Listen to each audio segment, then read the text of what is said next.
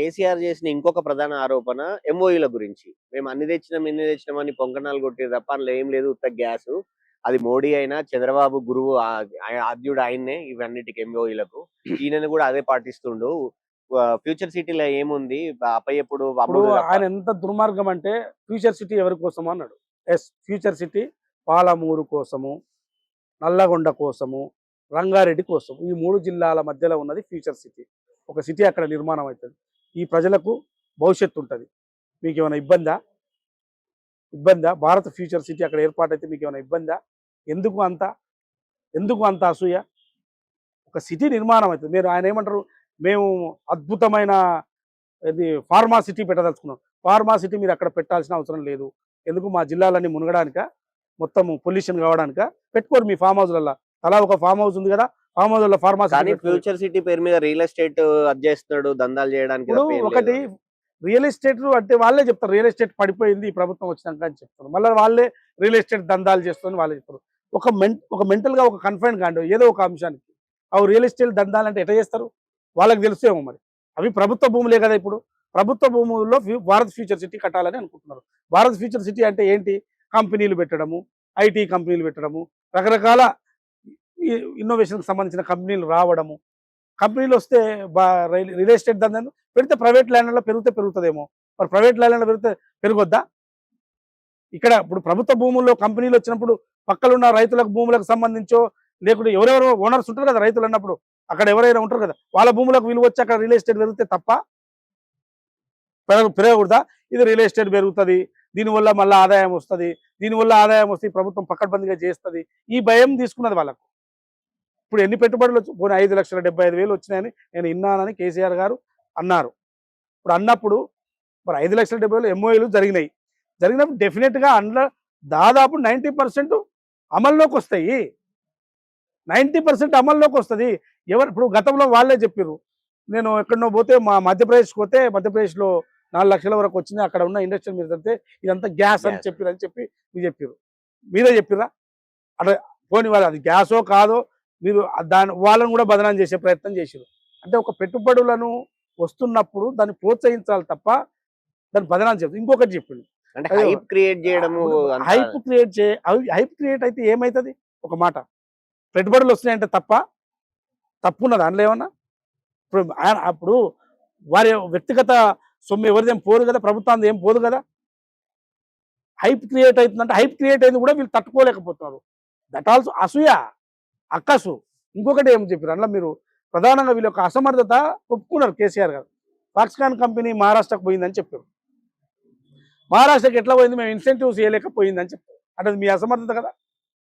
వేల ఉద్యోగాలు, లక్షల ఉద్యోగాలు మహిళలకు, ఎస్పెషల్ మహిళలకు ఎలక్ట్రానిక్స్ ఇన్స్ట్రుమెంట్స్ అవి ఇవి తయారు చేయడానికి ఆ కంపెనీ ఉపయోగపడుతుందని వాళ్ళ నోటి కూడా చెప్పింది.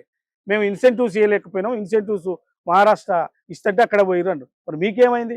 ఈ మొత్తము కాళేశ్వరం ఇలాంటి మొత్తం ఇట్లాంటి ప్రాజెక్టుల్లో మనం 1,000 కోట్లు పెట్టినప్పుడు ఆ ఫాక్స్కాన్ కంపెనీ ఇన్సెంటివ్స్ ఒక 3,000 కోట్లు మనం ఇవ్వలేకపోయినామా? ఇంత మన అద్భుత రాష్ట్రం అని మనమే చెప్పుకున్నాము, మిగులు బడ్జెట్ రాష్ట్రం అని మనమే చెప్పుకున్నాం. అంత పెద్ద కంపెనీ వస్తున్నప్పుడు దానికి ఇన్సెంటివ్స్ ఇచ్చి తీసుకోవాలి కదా. ఇది మీ అసమర్థత కదా. దాన్ని నిజంగా నేను ఎందుకు పోయిందో అనుకున్నాం. వాస్తవాన్ని కేసీఆర్ చెప్పాలనుకున్నారో మర్చిపోయి చెప్పినారు, కానీ వాస్తవాన్ని ఒప్పుకున్నారు. ఇంత తప్పు చేసిరు, ఫాక్స్కాన్ కంపెనీ వచ్చేదాన్ని పోగొట్టారు. సో వీళ్ళ అసమర్థత పాలన స్పష్టంగా కనపడుతుంది. కేసీఆర్ గారిని బలవంతంగా తీసుకొచ్చి భవన్లో కూర్చోబెట్టి ప్రెస్ మీట్ పెట్టించినట్టుగా. ఒక్క రోజుకైతే ఆయన బలవంతంగా కూర్చోబెట్టిరు అని మీరు అన్నట్టు అనుకుందాం, కానీ ఆయన రేపటి నుంచి మొత్తం జనాల్లోనే ఉంటా, అవైలబుల్గా ఉంటా. మీకు నేనేమనుకుంటే కేసీఆర్ గారు జనాల్లో ఉండాలని నేనైతే వ్యక్తిగతంగా కోరుకుంటున్నాను. జనాల్లో ఉండాలి, అసెంబ్లీకి రావాలి.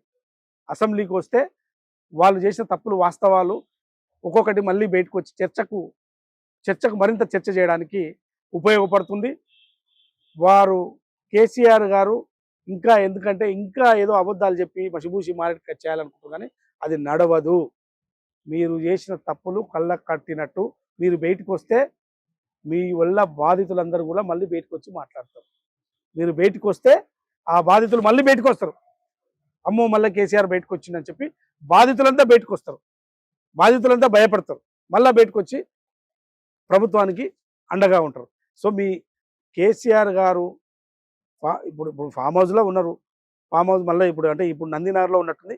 సో ఆయన డైరెక్ట్ అసెంబ్లీకి వస్తే, ఎందుకంటే త్వరలో అసెంబ్లీ సమావేశాలు ఎందుకంటే అసెంబ్లీకి వస్తే బాగుంటుందని అందరూ కోరుకుంటున్నారు. చర్చ కూడా జరిగితే బాగుంటుంది. ఒకవేళ నిజంగానే, ఎందుకంటే ఆయనకున్న అనుభవంతో ఆ చర్చలో భాగంగా ఏమైనా అడ్వైజ్ చేసినా కానీ ప్రభుత్వం కూడా తీసుకోవడానికి సిద్ధంగా ఫైనల్ ఉంటుంది. గా మొత్తం గంట 10 నిమిషాల ప్రెస్ మీట్ ఏదో అయింది. అందులో ఒక 20 నుంచి 25 సార్లు చంద్రబాబు పేరు ఎత్తాడు.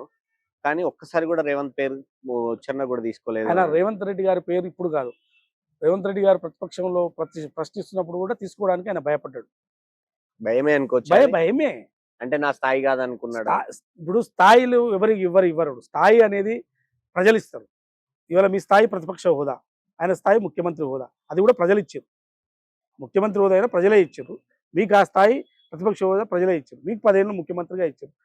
స్థాయి అనేది వ్యక్తిని బట్టే రాదు, అది ప్రజలు ఇచ్చేదాన్ని బట్టే వస్తుంది. మీరు ప్రజలు ఇచ్చిన తీర్పునే తప్పు పట్టారు. అంటే మీకు నేనేమంటున్నా అంటే, ఒక స్థాయి ఉన్న వ్యక్తి అయితే అట్లా మాట్లాడాడు.